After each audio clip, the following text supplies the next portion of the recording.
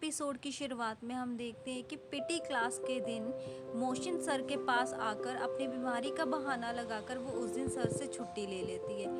उसके पीछे पीछे उसकी चमची भी आ जाती है और वो भी सेम बहाना लगाकर सर से छुट्टी ले लेती है। शिया और मिंग दोनों अच्छे भले बातें करते हुए अपनी एक्सरसाइज कर रहे थे, तभी अचानक से शिया को आकर के बोल लग जाती है और ये काम होता है मोशन की चमची का। शिया और मिंग तब तो उसे कुछ नहीं कहती और चुपचाप वहाँ से चली जाती है।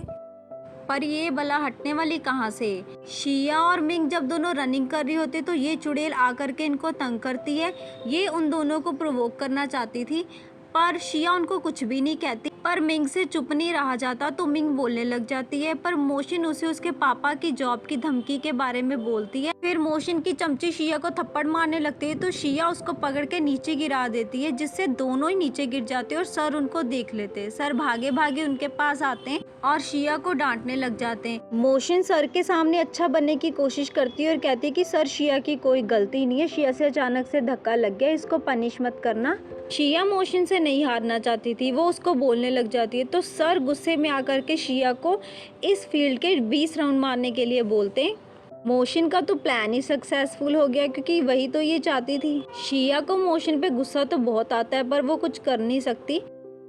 क्लास बी के बाकी बच्चे भी शिया के पास जाने लगते तो मोशिन की चमची उन्हें डरा धमका के वहाँ से भगा देती है और उनके पास कोई चारा भी नहीं होता। इधर शिया पूरे ग्राउंड के चक्कर लगाने लगती है तो मिंग भी उसके पीछे पीछे आ जाती है, पर शिया उसको जाने के लिए बोलती है। वो कहती है कि मैं अकेली कर सकती हूँ, अगर तुम्हें सर ने मेरे साथ देख लिया तो वो बहुत गुस्सा करेंगे।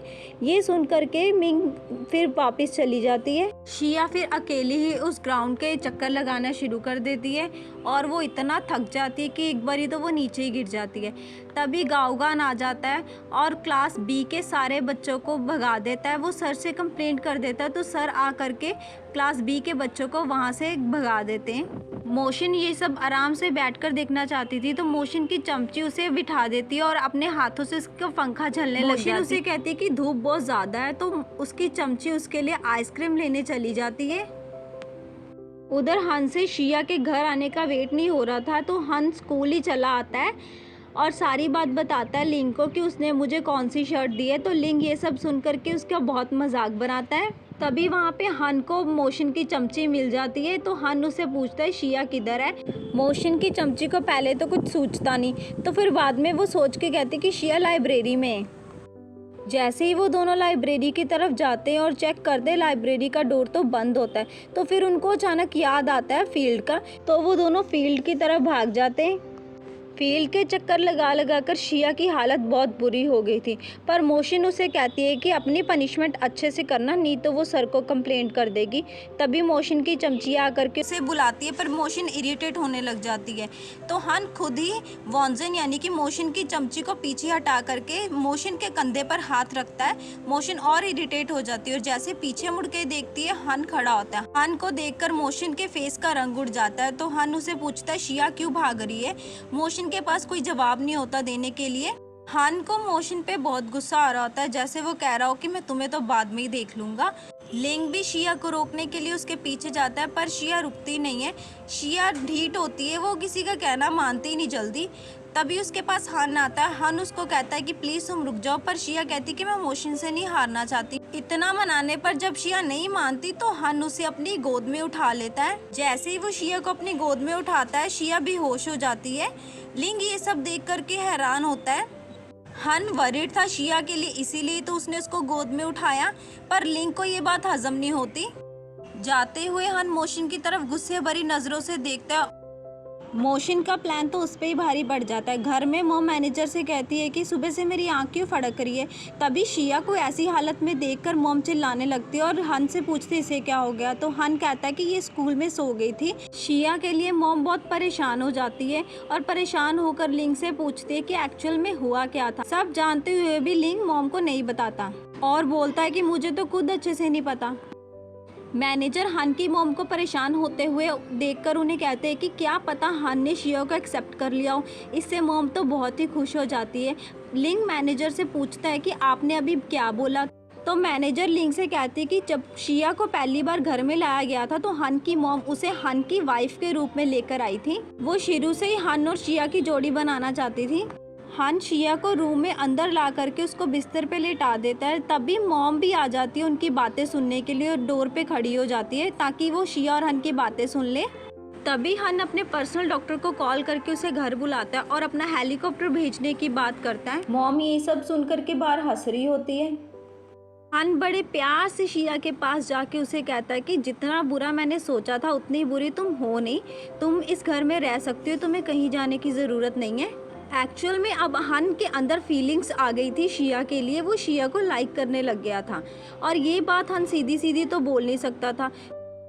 अपने लिए इतनी मीठी बातें सुन के शिया उसको हाथ लगा के कहती कि तुम ठीक तो हो, तुम इतने काइंड कब से बन गए मेरे लिए। हन शिया से कहता है कि अपनी मॉम की खुशी के लिए मैं तुमसे डेट करूंगा। शिया ये सब सुन करके हंसने लग जाती है क्योंकि हन शुरू से ही शिया को अपनी मेट समझता था, तो शिया ने तो ऑब्वियसली हैरान होना ही था। शिया उसे बोलती कि क्या ये कोई नया तरीका है मेरी बैंड बजाने का। तो हन उसे कहता है कि मेरे साथ डेट पे जाने में क्या खराबी है, इतना हैंडसम तो हूँ, सभी लड़कियाँ मुझ पे मरती हैं, शायद ही कोई लड़की होगी जो मुझ पे ना मरे।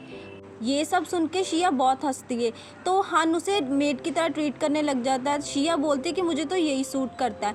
हन को इतना गुस्सा आता है कि वो उसको किस करने वाला होता है। तभी डॉक्टर की आवाज़ सुन करके मॉम डर जाती है और डॉक्टर को बोलती है कि थोड़ा धीरे बोलो। ये सब सुन करके हन बाहर आ जाता है एंड मॉम वॉज लाइक, तो हन मॉम से पूछता है कि आप यहाँ क्या कर रही हो। मॉम बहाना बना करके कहती है कि मैं तो डॉक्टर को लेके आई हूँ गप्पे शप्पे लड़ाने के लिए। तो हन कहता है कि मैंने डॉक्टर को बुलाया शिया के लिए। लिंग अभी तक घर नहीं गया होता तो हन उसके पास आता है। लिंग हन को कहता है कि अगर तुम शिया को इतना ही पसंद करते हो तो शिया से शादी क्यों नहीं कर लेते। हन कहता है कि मैं कहाँ पसंद करता हूँ, वो तो मेरी मॉम को ही पसंद है शिया, और ये सारी बात मेरे स्कूल में हुई थी तो मैं अपनी मेट को ये सब कैसे झेलते हुए देख सकता था। लिंग से ये सब सुन करके हन उसे कहता है कि तुम क्यों नहीं कर लेते शिया से शादी, तुम भी आ जाया करना मेरे घर सफाई करने।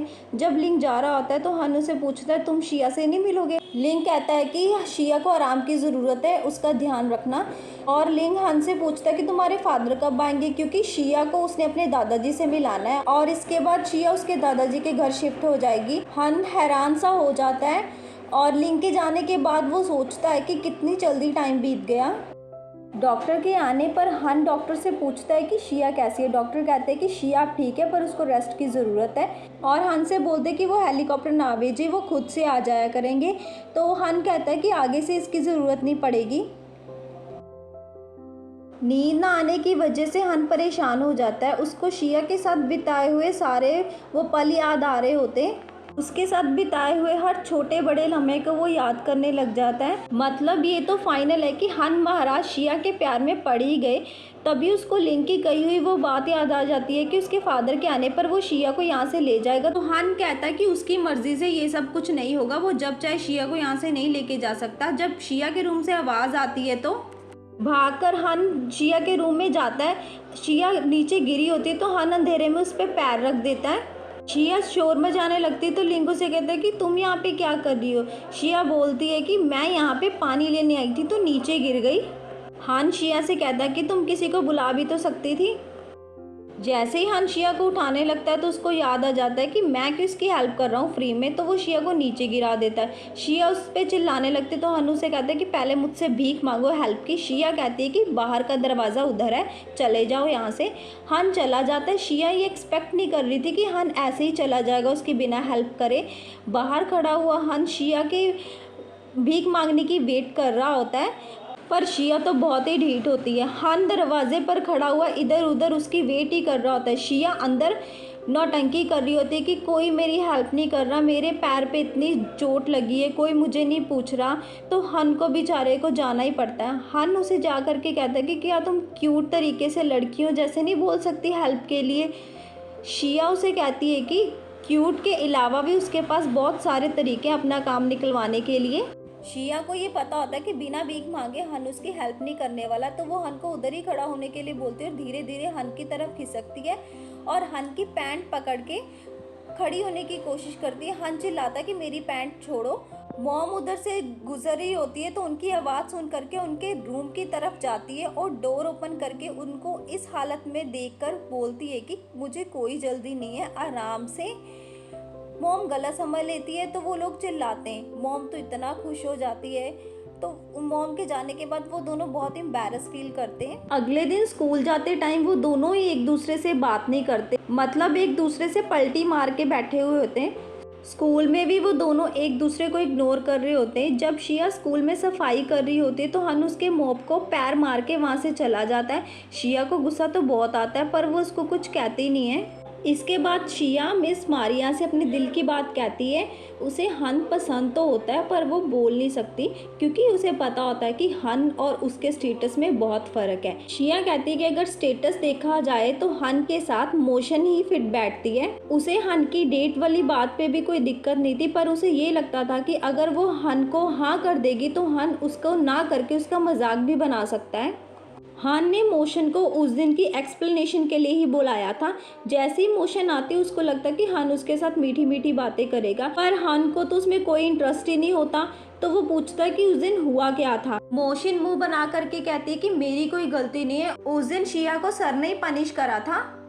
मोशन हान से कहती है कि मैंने उस दिन उसको बहुत रोका पर शिया रुकने वालों में से तो है नहीं, इसमें मेरी क्या गलती है।